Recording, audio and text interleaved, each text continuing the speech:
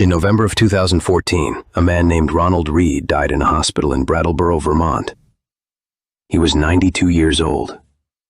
He left behind a flannel jacket held together with safety pins, a stack of split firewood drying behind a small clapboard house, and a brokerage statement that the executors of his estate would later describe as the most surprising piece of paper they had ever read. On that statement were the names of nearly 200 American companies: Procter & Gamble, J.P. Morgan Chase, CVS, Johnson & Johnson, General Electric, Dow Chemical, CN Rail, American Water Works, AT&T, each holding worth, in some cases, hundreds of thousands of dollars on its own. The total, across all the certificates, all the dividend reinvestment plans, all the small monthly purchases stretching back to the early 1950s, came to just under $8 million. Ronald Read had never held an investment job. He had never owned a business. He had never won a lawsuit, inherited from a wealthy uncle, or sold a house at the right time. He pumped gas at Haviland's service station in Brattleboro for 25 years. When that job ended, he took a part-time position cleaning floors and folding clothes at the local JCPenney. He kept it until he was 76.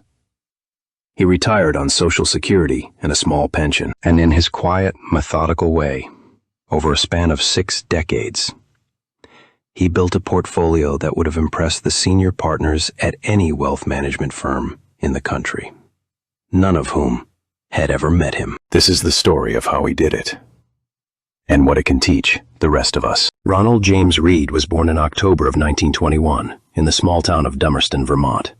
The family farm sat among the rolling hills southeast of Brattleboro, close enough to town for a market run, far enough that the kids walked 4 miles each way to the one-room schoolhouse. He was the first in his family to graduate high school. Brattleboro High School, class of 1940. He walked or hitchhiked the 4 miles to school every single day for 4 years. In the deep Vermont winters, in the heavy springs when the roads turned to mud, in the heat of late spring before graduation. He did not consider it remarkable. It was simply how he got to school. He was drafted into the Army in 1942. Served in North Africa, Italy, and the Pacific Theater.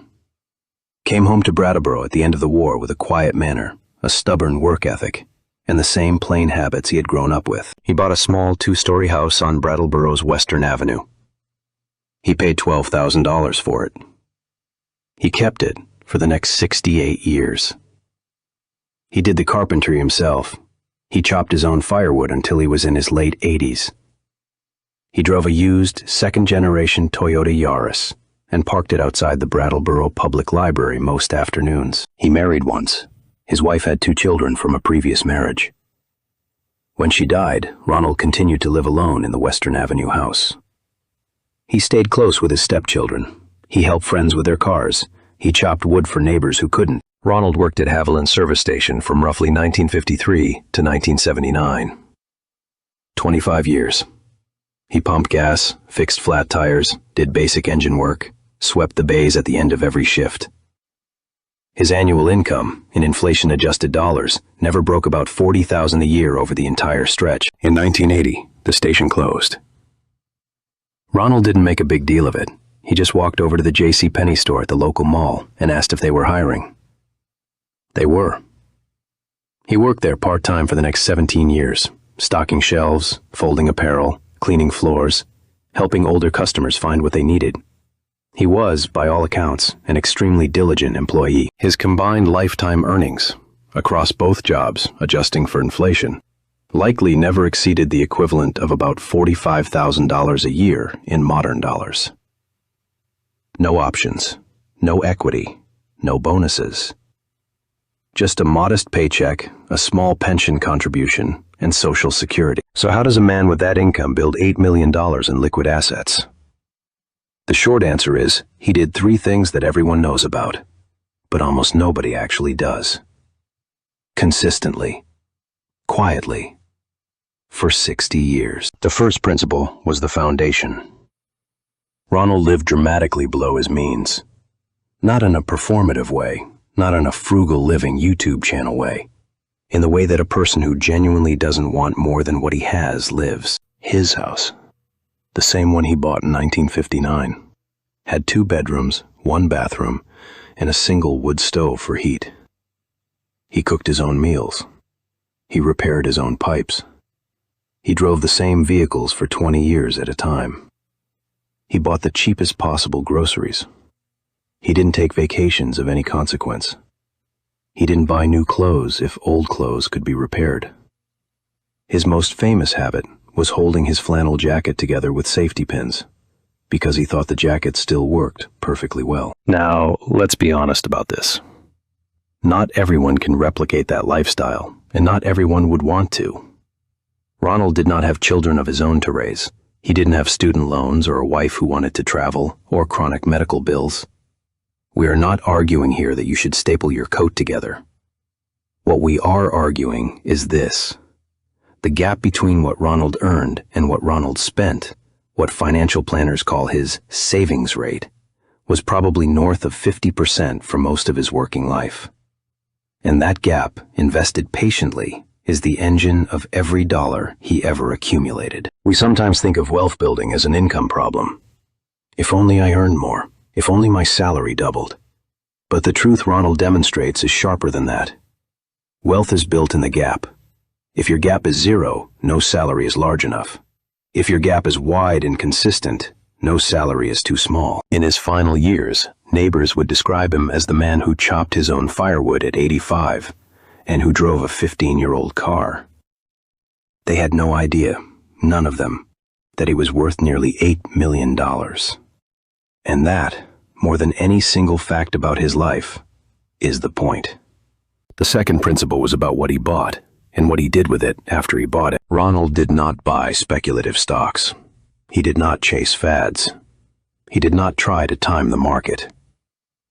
He bought boring American businesses that paid dividends and that he thought he understood. Procter & Gamble, Johnson & Johnson, J.P. Morgan Chase, American Water Works, CN Rail, Wells Fargo, Dow Chemical, CVS, AT&T, GE, United Technologies. Approximately 95 companies were named in his estate filings, out of an estimated total of about 200 holdings at various points across his lifetime. Notice the pattern. These are not exotic names. They are the boring, profitable, dividend-paying backbone of the American economy. Companies that sold shampoo, brushed teeth, lent money, moved freight, ran phone lines, and shipped chemicals. The kind of companies that almost every commentator on every financial show would call uninspired. And the second part of his second principle, equally important, was that he never sold. Or at least, very, very rarely. In the 2008 financial crisis, when the market lost roughly 50% of its value in 18 months, Ronald sat. In the dot-com crash of 2001, when his portfolio likely lost a third of its value, Ronald sat. In the volatile years of the 1970s, with stagflation, oil shocks, double-digit interest rates, and an economy that journalists called broken beyond repair, Ronald sat. He did not check the prices on the days the market fell. He clipped dividend coupons, he filed the statements. He drove down to the local library, sat in his usual chair, read the Wall Street Journal, and went home. There is a quote attributed to the investor Charlie Munger. The first rule of compounding is to never interrupt it unnecessarily. Ronald Read had probably never heard that quote. He lived it anyway. To make this concrete, let's run the math. Suppose Ronald started investing in 1955 at age 33 with, say, $200 a month. Roughly 20% of his pre-tax income in early career years, scaling up as he made more. He invested into broad American dividend-paying equities at the prevailing average yield of about 4%. He reinvested every single dividend. He bought through every recession. He never sold a share. The terminal portfolio in that scenario lands somewhere between $6 and $10 million, depending on assumptions. Right in the range of Ronald's actual estate. There is no magic here. There is only consistency, patience, and the absence of unforced errors.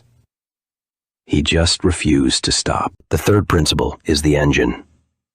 Reinvestment.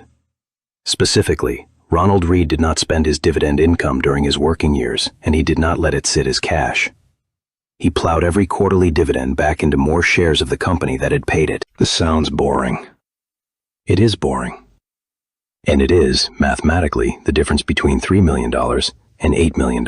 Here is what reinvesting a dividend actually does. When a company you own pays you a 4% annual dividend, reinvesting that dividend buys you more shares of the company. Those new shares then pay you their own dividends the next year, which buy more shares, which pay more dividends.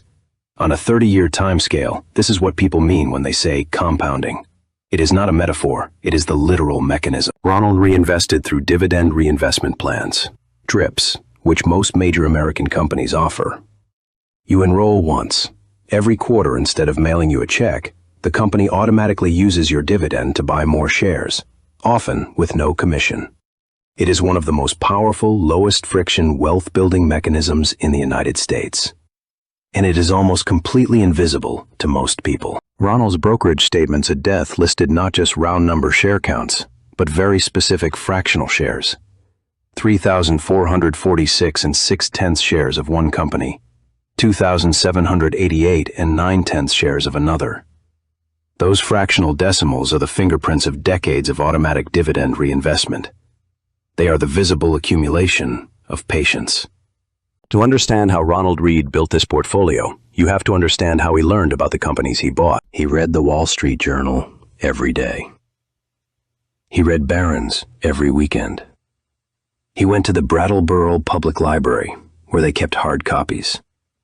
He sat in the same chair in the back of the periodical section for hours at a time. He would read the financial statements of the companies he was thinking about owning. He would take notes by hand in small notebooks. He would compare price-to-earnings ratios, dividend histories, payout ratios, not in spreadsheets, but in graphite on lined paper. His friends would later say he was an extraordinarily good listener at the library. He didn't lecture, he didn't brag. He just sat, read, and occasionally asked a quiet question of someone who looked like they might know something about a particular company. He was, in a way that we no longer have many models of, a self-taught analyst. He had one more habit worth mentioning. He worked closely with a local attorney named Lori Rowell, and over the decades with several local financial professionals. He didn't manage everything alone. He had trusted people in town who helped him keep his estate clean, his beneficiaries clear, and his paperwork in order. This is important. The lone wolf in the woods, doing everything alone, that is not the model. Ronald Read had a small, trusted circle that knew exactly what he was building and helped them steward it. And there is one last quiet detail from his life that I love. He would routinely make himself lentil soup on Sundays in a single battered pot. He would eat from that pot for several days. He would chop firewood for himself in the morning, drive his Yaris to the library in the afternoon, read his financial press, return home, eat his lentils, and go to bed early. That was the entire shape of his life, for decades. If you wanted to summarize what made it possible for Ronald Read to compound $8 million on a janitor's wages, you could do worse than this list. Lentil soup, firewood, a library chair, a safety-pinned coat, and a brokerage statement that no one but him ever bothered to open. Ronald Read died on June 2, 2014. His will left small amounts to friends and stepchildren. The bulk of his estate, $6 million to the Brooks Memorial Library in Brattleboro and $1.2 million to the Brattleboro Memorial Hospital, was given to the two institutions that had quietly shaped his life. When the news broke, the town of Brattleboro was stunned. No one had any idea. Not the librarians who had served him coffee in the periodicals room, not the JCPenney co-workers he had folded sweaters beside for years, not the friends who had sat with him at the local diner for breakfast for half a century. Ronald Read had spent 6 decades building wealth, quietly, methodically, without a word. And then he had given almost all of it back to the town that raised him. The library used the gift to expand its physical building, modernize its technology, and endow programs that have served generations of Brattleboro children who, like a young Ronald, walked miles to read books they could not afford to own. The hospital used its share to improve patient care, for the same elderly neighbors Ronald had quietly cared for in life. He had no children to inherit. He had no family business to pass down. But he had a vision, articulated clearly enough to his attorney, of what he wanted his 8 decades of patient accumulation to mean. He wanted the library that had been his university to be permanent. He wanted the hospital that had cared for his neighbors to be stronger.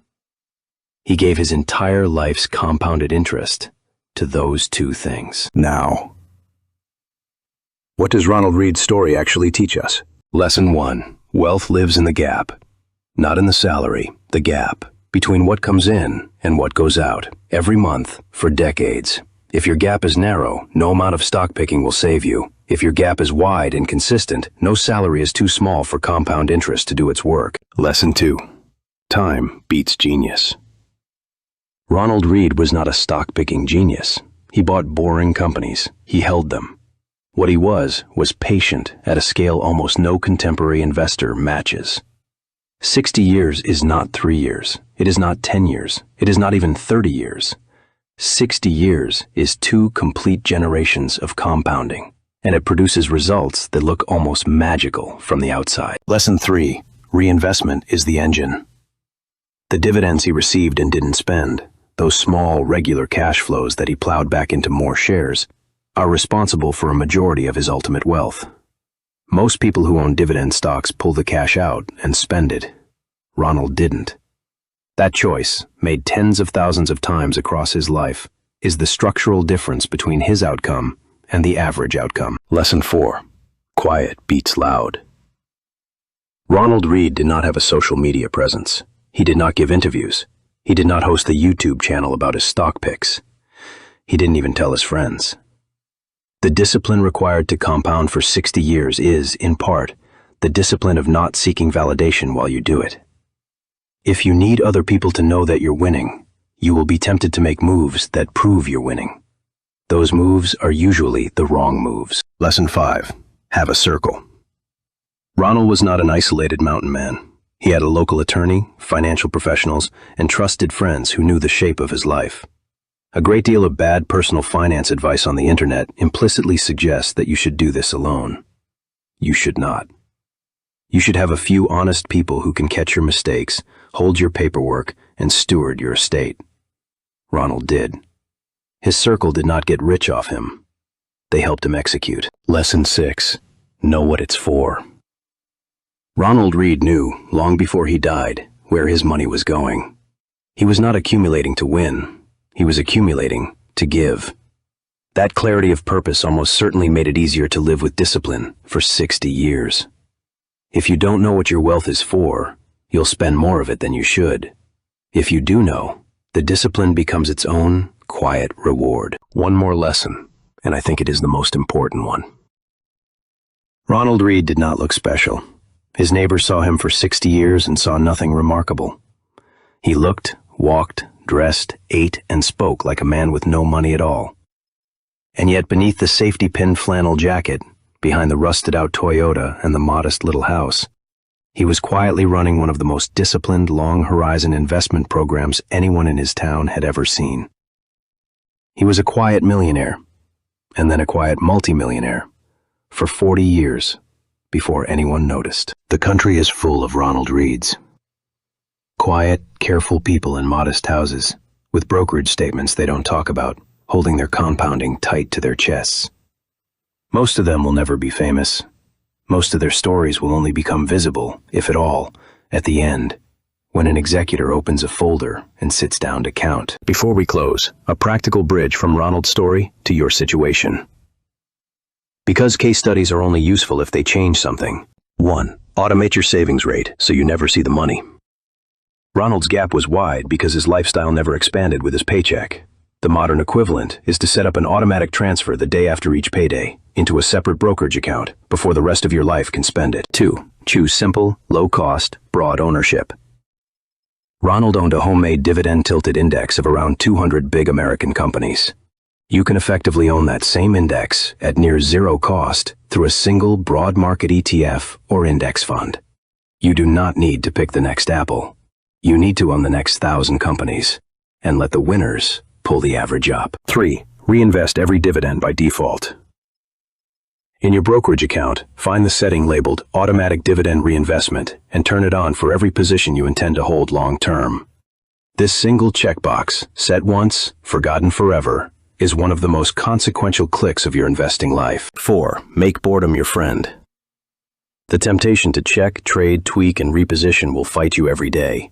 Ronald's edge was, in part, that he had no faster feedback loop than a quarterly statement and a daily newspaper. Build friction between yourself and the panic trade button. Delete the app. Hide the spreadsheet. Let the compounding work. 5. Know what your wealth is for and write it down. You don't have to leave $8 million to your local library. You can leave it to your children, to a cause, to your future self. But put it on paper. Make it real. When you know what the money is for, the years of discipline have a center of gravity. Without that center, even a high savings rate eventually drifts. If you do those 5 things, even imperfectly, even slowly, you are running, on a small scale, the same program Ronald Read ran. You will probably not end up at $8 million,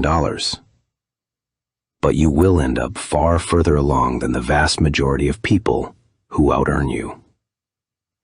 That is the quiet promise of compound interest, made real by a man who lived 92 years and almost never told anyone about it. Ronald Read died with 3 things in his hands.